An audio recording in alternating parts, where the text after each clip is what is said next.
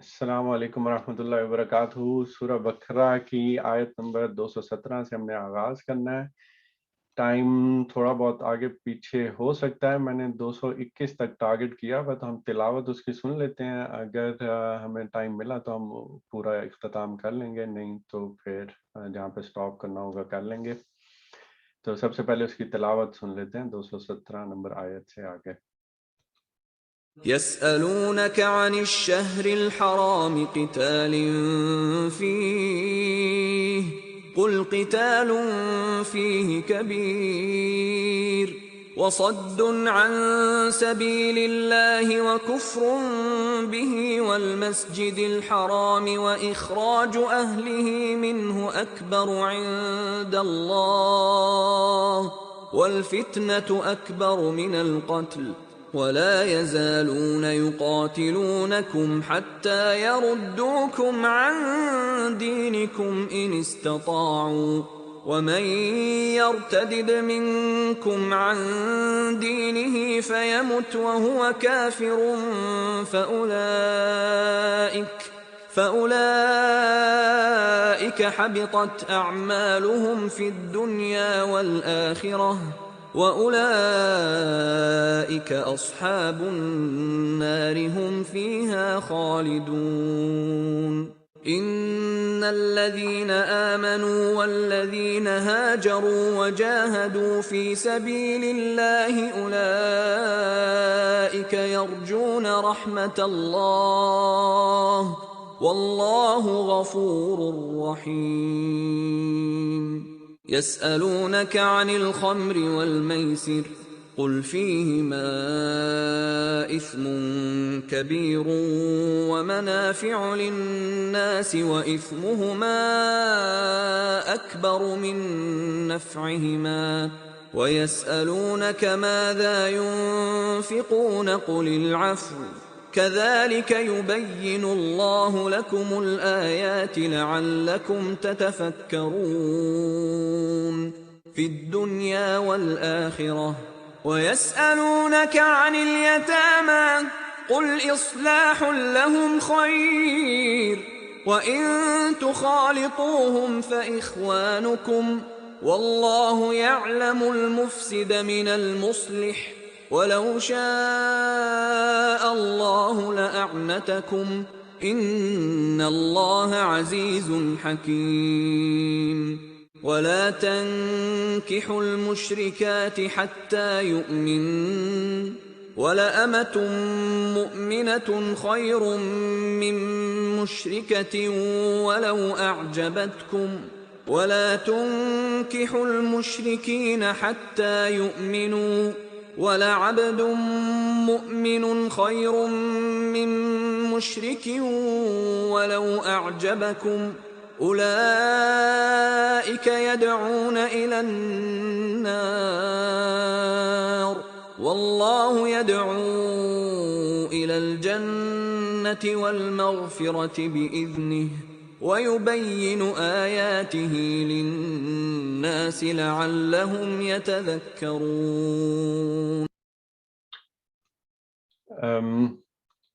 اس سے پہلے کہ میں ترجمہ سٹارٹ کروں، تھوڑا سا میں بیک گراؤنڈ میں بتا دوں کہ شروع سے جب سورہ بقرہ کی تمہید ختم ہوئی، پہلی فصل جس میں بنی اسرائیل کو نام لے کے سارا کچھ ان کا بتایا گیا کہ وہ بھی چنی ہوئی قوم تھے، لیکن ان سے کیا غلطیاں ہوئی، کیسے ان کو دنیا میں عذاب ملا، اور بعد میں پھر دوسری فصل میں پورا اس چیز کو ایکسپلین کرنے کے بعد حضرت ابراہیم کی بعثت سے اور پھر آگے حضرت اسحاق اور حضرت اسماعیل اور بنی اسماعیل میں حضور پاک صلی اللہ علیہ وسلم اور ان کی دعا جو اللہ تعالیٰ نے قبول کی اور حضور پاک صلی اللہ علیہ وسلم کی اب بعثت ہوئی ہے، اب وہ ساری چیزیں بنیاد سے ہی کلیریفائی کرنے کے بعد تیسری فصل میں جب مسلمانوں کو احکامات جب دیے جانے لگے اور ان کو شریعت کے بارے میں بتایا جانے لگا کہ بھئی اب زندگی جو گزارنی ہے اس میں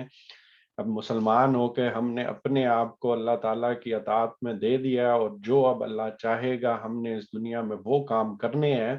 تو وہ کام کون کون سے ہیں اس میں موٹی موٹی باتیں بتانا شروع کی۔ اور اس میں یاد ہو تو کہ وہ آیت میں یہ بھی کہا گیا کہ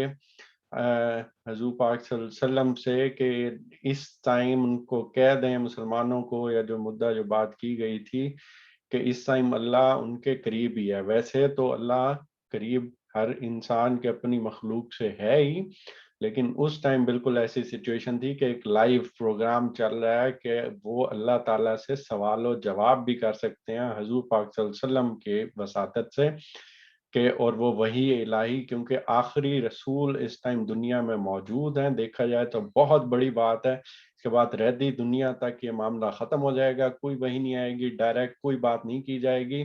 تو اب جو ایمان لا رہے ہیں مسلمان ہیں، ان کے دلوں میں کوئی سوال ہیں تو کوئی قریب ہیں تو وہ پوچھنا چاہتے ہیں تو وہ پوچھ لیں. اور تب لوگوں کے یا شاید ذہنوں میں سوال تھے یا انہوں نے ڈائریکٹ پوچھے، اس بارے میں ڈیٹیل نہیں ہے. لیکن دیکھا جائے سورہ بقرہ کو اب پڑھا جائے اس کے بعد تیسری فصل سے تو ایسے لگتا ہے کہ پے در پہ سوالات ہوئے، اور پھر اللہ تعالیٰ نے سلسلہ کلام کو روک کے باقی جو چل رہا تھا ایک ایک کر کے ان سوالوں کے جوابات دیے. اور ان سوالوں میں بات سٹارٹ وہاں سے ہوئی تھی، حرام مہینوں کی حرمت کے بارے میں پوچھا گیا تھا. اور حرام مہینے کی حرمت کیا تھی کہ بھئی جب ہم دیکھیں تو مکہ میں جب حضرت ابراہیم علیہ السلام نے خانہ کعبہ اور جب اللہ کا گھر تعمیر کیا تھا اور اس کے بعد سے عبادت کرنے آنا شروع ہوئے تھے اور وہ ساری چیزیں تھیں، تو اس میں جو جس ٹائم پہ لوگ سفر کرتے تھے اور عبادت کے لیے آتے تھے، حج و عمرہ کے لیے یا باقی ان عبادات کے لیے، تو کچھ مخصوص مہینے تھے جن کی ایک حرمت قائم کر دی گئی تھی کہ اس میں نہ لڑائی ہوگی، اس میں نہ کچھ اور کام کیا جائے گا، نہ تنگ کیا جائے گا، اور سارے جو زائرین آ رہے ہیں ان کو عبادت کا پورا موقع دیا جائے گا. اور اس میں قتل یا جنگ کرنا تو بہت ہی بڑی بات تھی. تو وہاں سے کام سٹارٹ ہوا تھا کہ جی مسلمان اب مدینہ کی ایک ریاست میں آ چکے ہوئے ہیں، ایک ریاست بلڈ ہو رہی ہے، مسلم لوگ ایمان لا رہے ہیں. اس میں سے بہت سے لوگ ہجرت کر کے مکہ سے ہی آئے ہوئے ہیں. تحویل قبلہ کا بھی حکم آ گیا ہوا. اور اب بات آگے بڑھ رہی ہے کہ اب جب یہ لوگ حج اور عمرہ کے لیے واپس جانا چاہیں گے تو خدشہ ہے لڑائی ہو سکتی ہے. اگر ان پورے سوالات کے پس منظر میں دیکھا جائے تو لگتا ہے ایسے ہی ہے کہ جو ابھی نئے ایمان لائے تھے ان کا ایمان ابھی شاید اتنا مضبوط نہیں تھا، یا ایک پورا گروہ تھا اس میں ایسے جلیل القدر صحابہ بھی تھے، حضرت ابو بکر صدیق، جن کے ایمان کے لیول کی تو بات ہم کر ہی نہیں سکتے، لیکن کچھ ایسے جن کے ذہنوں میں سوالات تھے، اور پھر اس گروہ میں منافقین بھی آ چکے ہوئے تھے. تو ان ساریوں کو کلیئر کرنا، علیحدہ علیحدہ کرنا، یہ وہ چیزیں تھیں جو سامنے آ رہی تھیں اور پے در پہ سوالات آ رہے تھے. ان میں سے ایک سوال جو یہاں پہ پھر دوبارہ سے پوچھا گیا کہ لوگ پوچھتے ہیں ماہ حرام میں لڑنا کیسا ہے؟ کہو اس میں لڑنا بہت برا ہے، مگر راہ خدا سے لوگوں کو روکنا اور اللہ سے کفر کرنا اور مسجد حرام کا راستہ خدا پرستوں پر بند کرنا اور حرم کے رہنے والوں کو وہاں سے نکالنا اللہ کے نزدیک اس سے بھی زیادہ برا ہے. اور فتنہ خون ریزی سے شدید تر ہے، وہ تو تم سے لڑے ہی جائیں گے، حتیٰ کہ اگر ان کا بس چلے تو تمہیں اس دین سے پھرا لے جائیں. اور یہ خوب سمجھ لو کہ تم میں سے جو کوئی اس دین سے پھرے گا اور کفر کی حالت میں جان دے گا، اس کے اعمال دنیا اور آخرت دونوں میں ضائع ہو جائیں گے. ایسے سب لوگ جہنمی ہیں اور ہمیشہ جہنم ہی میں رہیں گے. اب پہلی چیز، ویسے اگر ہم سرسری طور پہ پڑھیں تو ہمیں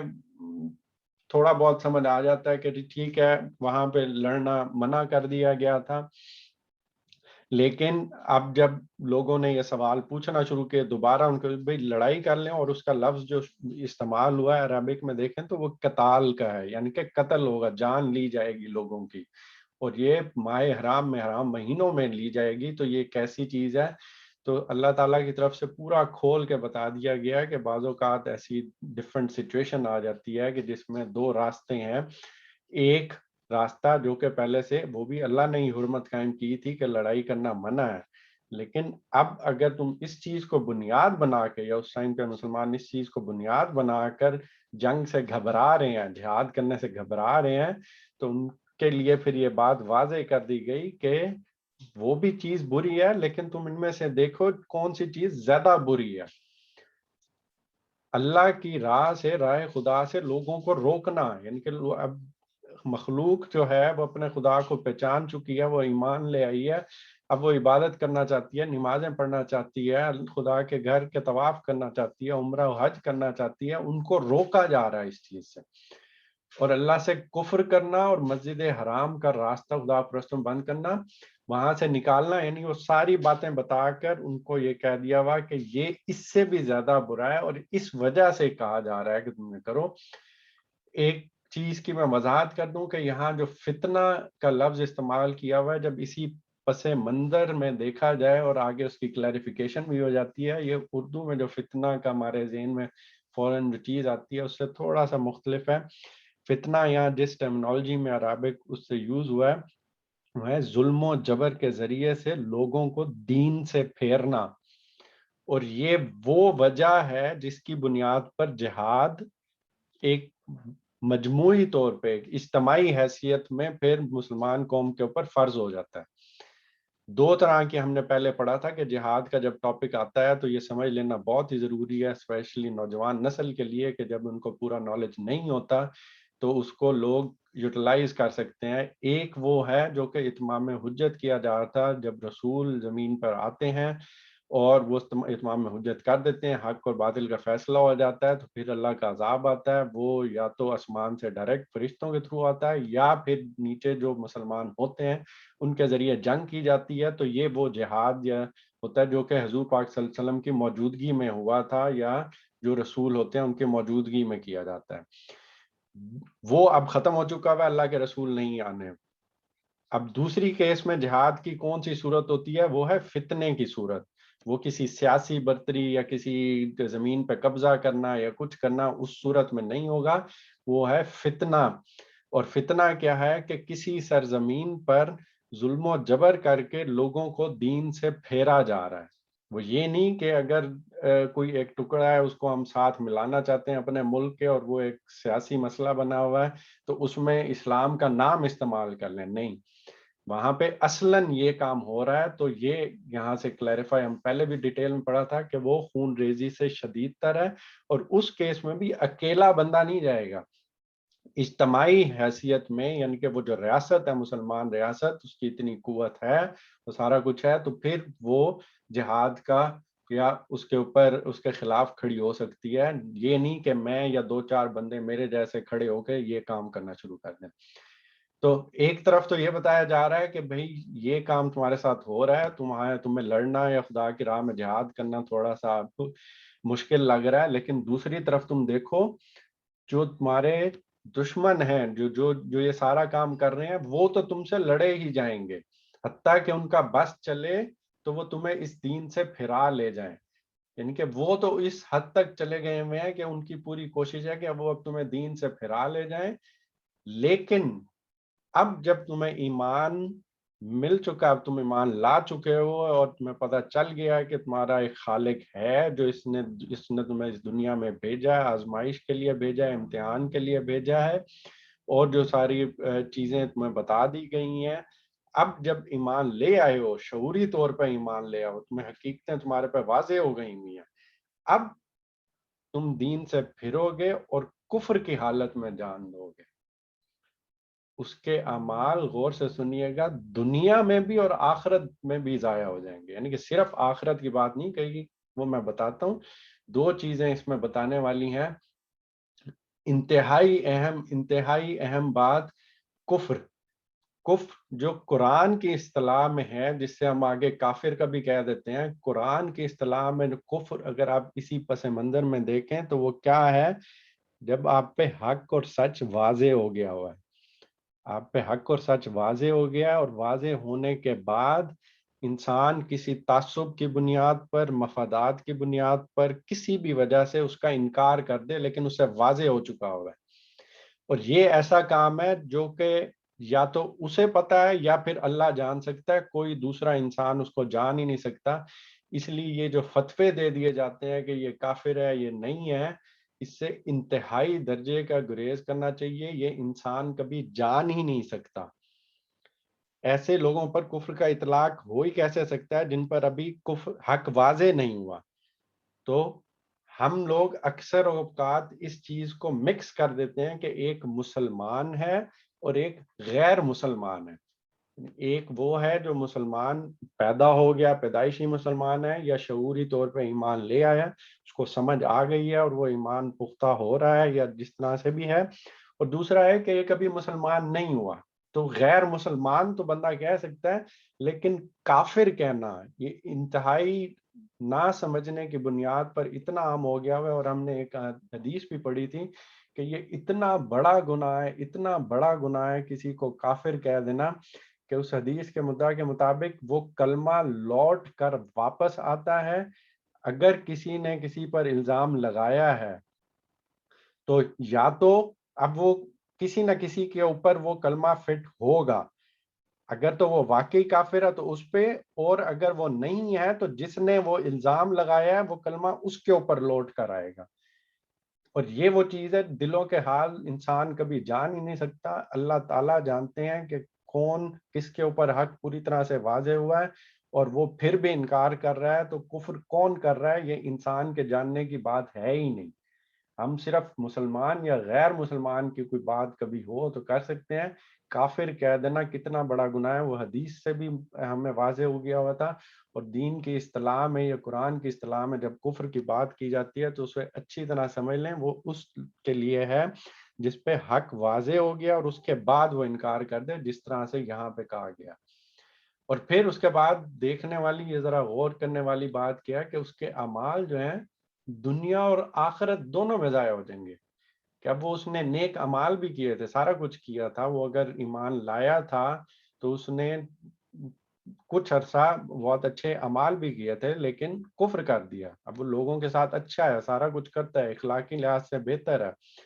تو دنیا میں ضائع ہو جانے کا کیا مطلب ہے؟ اس کے لیے وہی بڑی پکچر آپ کے ذہن میں ہونی چاہیے کہ اب جو اتمام حجت ہونے جا رہا تھا، تو اب جو مشکلات یا اب جہاد ہوگا، جنگ ہوگا، تو دنیا میں ہی جو عذاب ملے گا یہ اس کی طرف ریفر کیا جا رہا ہے کہ اب دنیا میں جو عذاب آنے والا ہے ان کے اوپر ایمان والوں کے ہاتھوں سے، اس میں بھی ان کے اعمال ضائع ہو گئے، اور آخرت میں بھی جب جائیں گے تو یہ حضور پاک یہ اللہ تعالیٰ سے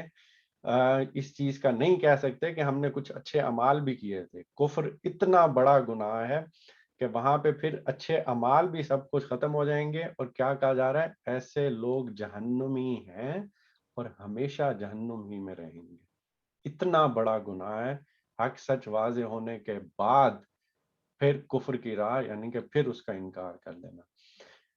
دوسری طرف جو ایمان لانے والے ہیں ان کے بارے میں کیا بات کی جا رہی ہے؟ اس کے برخلاف یا بخلاف اس کے جو لوگ ایمان لائے ہیں اور جنہوں نے خدا کی راہ میں اپنا گھر بار چھوڑا اور جہاد کیا ہے،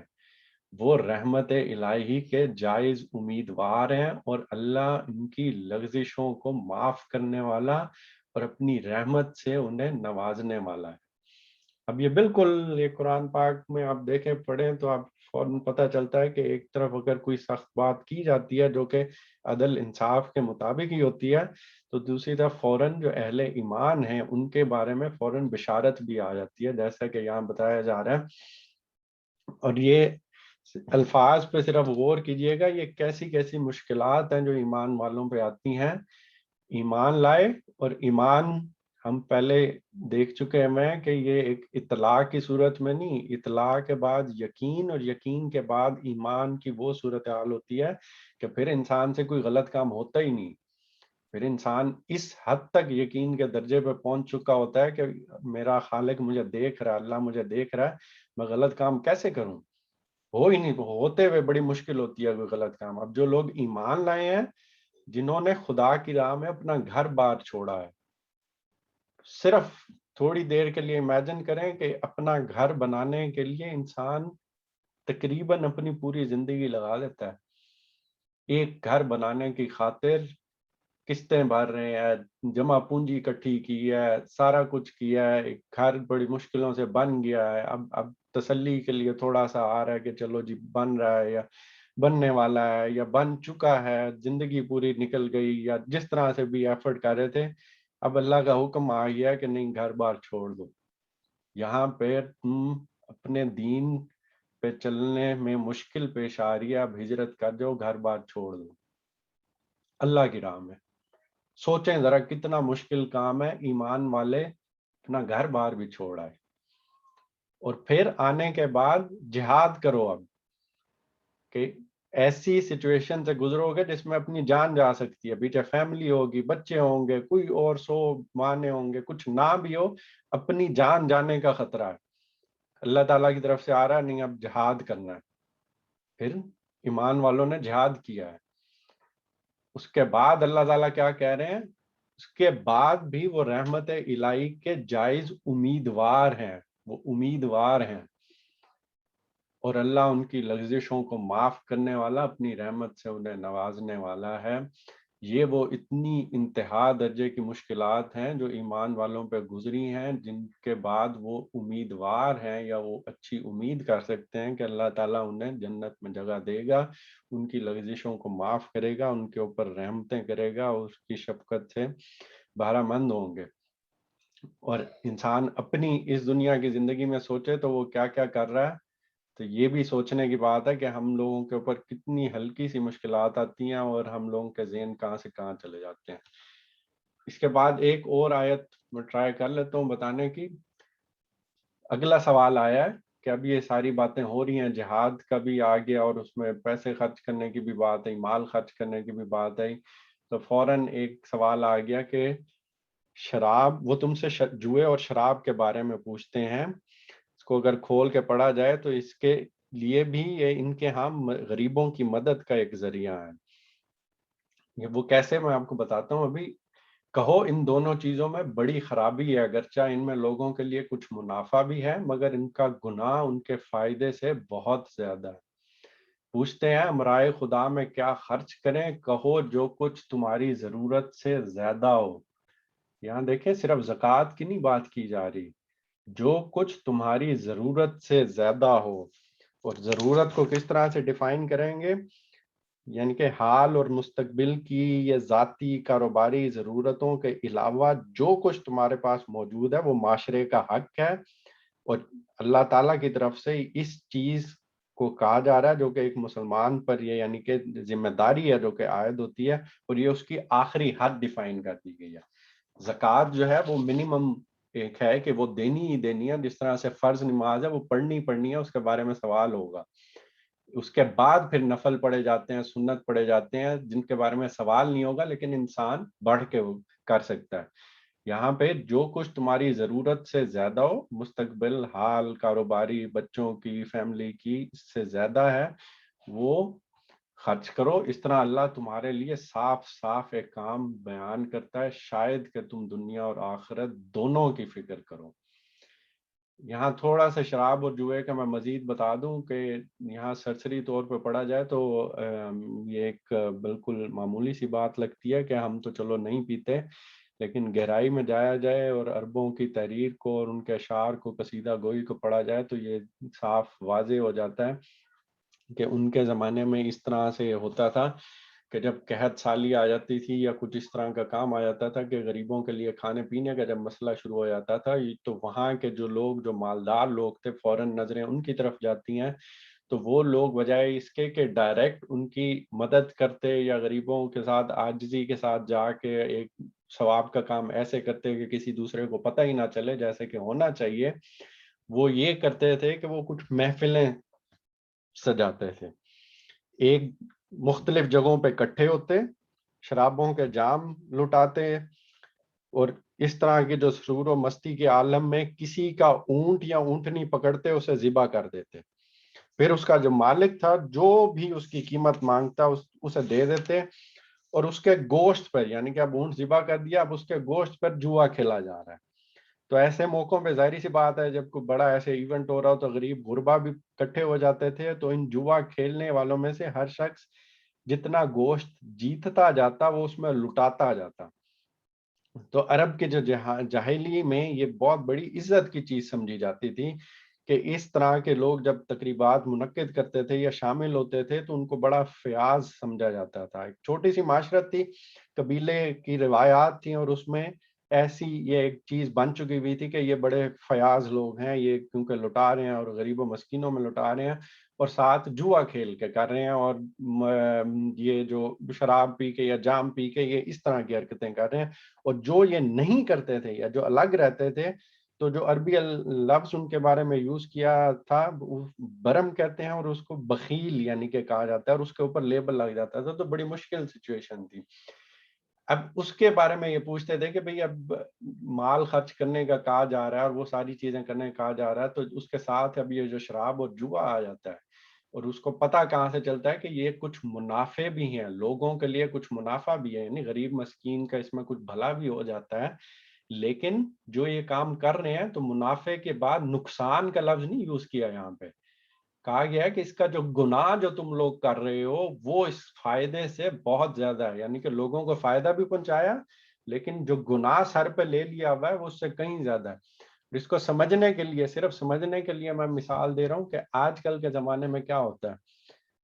کہیں پہ زلزلہ آ گیا، لوگوں کے مکان تباہ ہو گئے، سارا کچھ ہو گیا. اب دوبارہ امیر لوگوں کی طرف ذہن جاتا ہے، ریاست جتنی ہیلپ کر سکتی ہے کرتی ہے، لیکن اب مال چاہیے. اور تو کیا کیا جاتا ہے، فنڈ ریزنگ کے لیے کانسرٹ رکھے جاتے ہیں،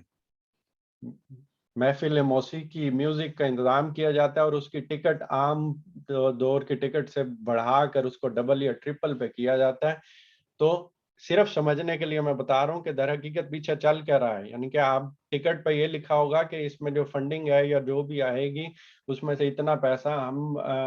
لگائیں گے ان کے اوپر زلزلے کے لیے یا ہسپتال بنانے میں یا دکھ انسانیت کی خدمت کے لیے. لیکن کس طرح سے کیا جا رہا ہے، کنسرٹ کر کے آئیں گے، سارے ناچیں گے گائیں گے اور یہ وہ ساری حرکتیں ہوں گی جس کا کچھ اشارہ یہاں پہ کیا گیا ہے، اور اینڈ پہ بڑے سیٹسفائی ہو کے جائیں گے کہ دیکھیں جی ہم نے تو بڑا کر کے آئے ہیں، ڈونیشن دے کے آئے ہیں، غریبوں کی مدد ہو جائے گی، زلزلے والوں کی مدد کی جائے گی. کیا اشارہ کیا ہے، لوگوں کے لیے کچھ منافع بھی ہے مگر اس کا جو گناہ ہے اس فائدے سے بہت زیادہ ہے. تو یہ وہ احکام ہے کہ شراب اور جوئے کا اگر دیکھا جائے تو ڈیٹیل میں جب جایا جائے تو اس بارے میں پھر یہ چیز ایکسپلین ہو جاتی ہے اور صاف پتہ چل جاتا ہے. اور اس کے بعد کتنا خرچ کرنا ہے تو وہ بھی آ گیا، زکوٰۃ تو دینی ہے ورنہ تو اس کے اوپر گناہ ہے. ضرورت سے زیادہ ماضی حال کاروباری فیملی اس سے زیادہ جتنا بھی ہے وہ معاشرے کا حق ہے. اگر جب دعویٰ ثابت سامنے آئے گا، پوچھا جائے گا، مانگا جائے گا تو پھر دینا ہے، اور یہ ایک مسلمان کے اوپر عائد ہوتی ہے. تو وقت کو دیکھتے ہوئے میرے خیال یہاں پہ ہم اختتام کرتے ہیں اپنے سیشن کا. تو کل انشاءاللہ ہم آیت نمبر 220 سے آگے لے کے چلیں گے. یہاں پہ میں اس کو سٹاپ کر دیتا ہوں.